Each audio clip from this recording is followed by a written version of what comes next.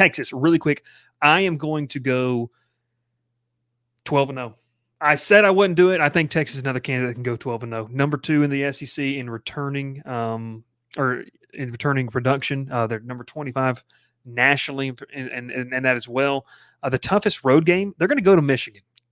But I think they can win that football game. I think Steve Sarkisian is going to cement himself as a top 5 coach in college football this year.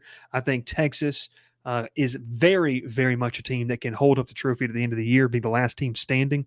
I know that they lost a lot. I know that they lost, that great receiver talent. I think Quinn Ewers can be a dog for them. If not, they've got a guy that is talented in Arch Manning. Now, does it translate to game speed? We'll see. I think the absolute best case scenario, 12-0. Like, I think Texas can be that team this year that wins the SEC. They could go. Is it 16 games you're going to have to win now? Well, I guess not if you're the number 1 seed. 15.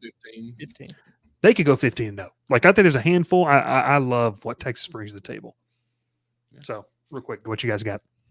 I'm going to say 11-1. I think they drop a game, either Michigan or Georgia or Oklahoma, because that game is always wild in Dallas. But yeah, you said it. They have a really, really good roster. I know they lost a lot, but they're going to replace it.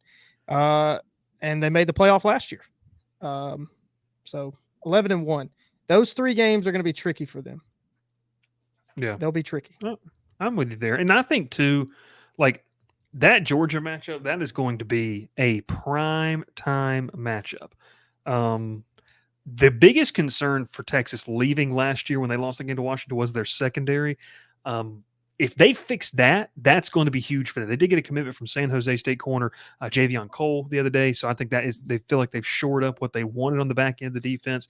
That to me was the only thing maybe that you really, really were concerned about.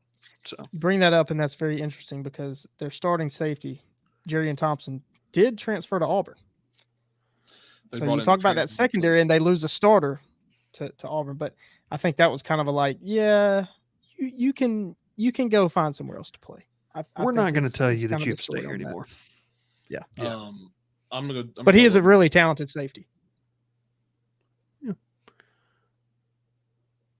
I'm gonna go 11-1. We talk about losing that receiving room.